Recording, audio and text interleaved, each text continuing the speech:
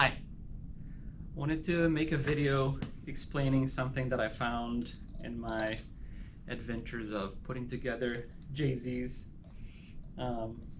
This is related to the current connectors. I have found a way to replace the connectors without doing pigtails. I really don't enjoy replacing pigtails on engines because you're adding another point of failure to the connector. And so you can go to Wiring Specialties. There's other websites that'll sell you pigtails depending on what it is, and those are awesome. It's a cool resource to have. I just don't like adding another connection point, especially because you're putting butt connectors on this stuff, and it just ends up looking, it doesn't look awesome, and then like I said, you can add another point of failure, and I really don't like that. So I looked up and down, left and right, and I found a pattern that Toyota uses for their electrical connectors, and there is a PDF that I will link, and there is also the website that I've been buying all the connectors from that I will also link. And so I just wanted to take a moment and explain how you would go about finding the connector. Putting the connector together is a different set of skill that you're going to need, but the hard part is actually finding the right connector. Some are harder than others. The ignition ones are pretty easy to find. Injector ones are usually pretty easy to find. A lot of times you're going to go away from the stock injector, so you end up crimping your own connector for whatever that might be.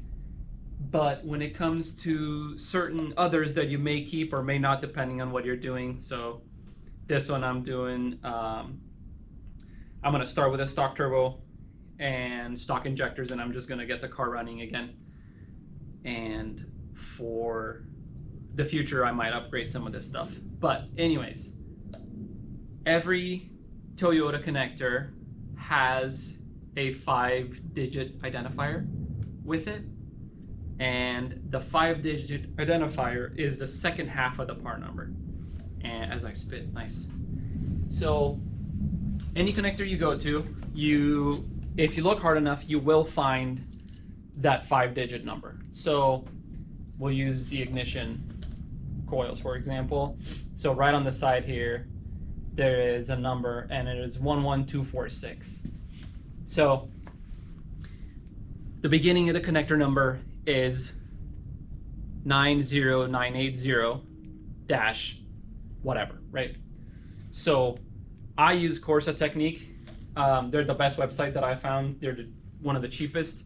They give you a wiring size range, and then they also include the little wiring grommet for the size you select. And so you kind of have to know what size is the wire going into the connector. But once you know that, it's pretty straightforward on the website. So that's who I use, Corsa Technique. And so like I said, so let's say, for example, you want to find the fuel injector one. The fuel injector one is just on the back here, and it says 11153 E49. E49 doesn't mean anything to us, we don't care.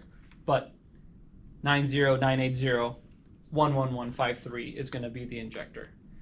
Some are trickier than others, so you can find pretty easily the vvt-i connector.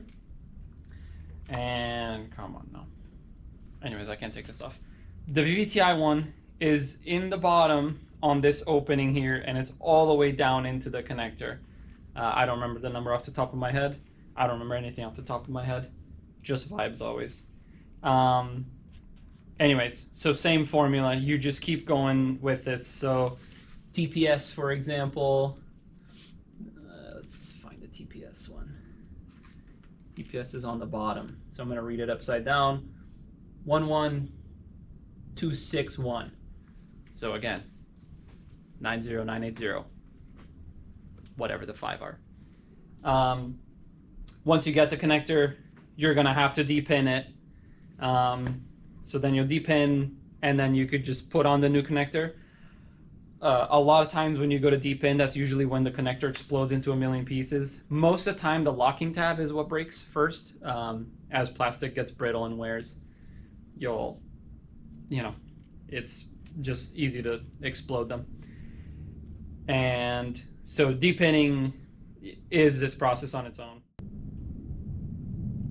I will try and demonstrate from far away depinning the connector. I'll just do the vvt-i one. This one needs a little help because it's brand new. So inside here, there's a locking tab. So the problem is locking tabs don't always go the same direction. It's a little bit of a trial and error. This is the reason why I have a brand new connector on here and then I have an extra one, is just in case I destroy one of these. The connectors that are on the engine are most likely just going to explode, and so you just have to just go through it and depin it as best you can. So this one has the locking tab in the front. It's gonna go that way. So a pick is the best way I have found. They have specialty ones. So you pull it out.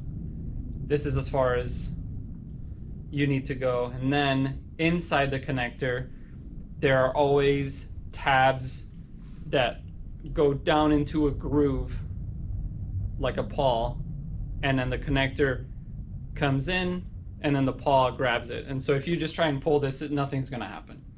So you have to figure out how to get the paw disconnected. So I took out the locking tab entirely, and I can see just, so you reach in the paw and you have to pull it up as you lightly pull back on the connector, or on the wire, I guess. The connector has to stay stationary. So go down, twist, and then slowly you have to pull back on it, and then that'll show you the connector. And then from here, you feed it in. It only goes in one way. Don't force it. And then you hear an audible click. Once that audible click happens, that means that it's seated correctly. Then put the locking tab in, lock the connector, give it a little tug, make sure it's good, and then off you go. I wanted to show how the connectors will show up from Corsa Technique, if that's who you choose to order from. There's only so many manufacturers of connectors, and Toyota uses, I think, 5 different ones. Doesn't matter. So these are, they appear to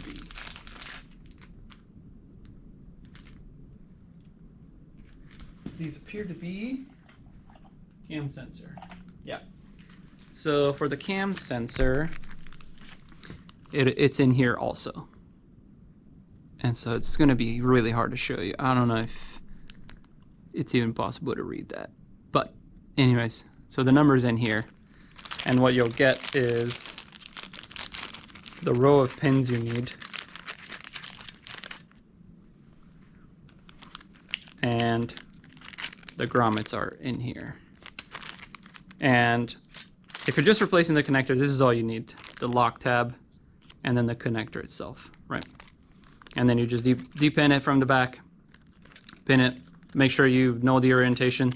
Some of the stuff doesn't care, but might as well maintain the factory just so you don't run into issues. And this looks like vvt-i, yeah. Yeah, so also vvt-i is buried in here. And yeah, so these are Yazaki 0902 2S5 and 2S-1. And then it's this, 0902 sealed units, and depending on what they are, there'll be a different brand, or yeah, a different brand of connector. That's also a Yazaki watch. They're all going to be okay. So this is a Tyco amp. So part number, whatever. This I think is a coolant temp sensor. I don't know. It doesn't matter. And that is also a Yazaki. So depending on where it lives, the connector will be a different brand.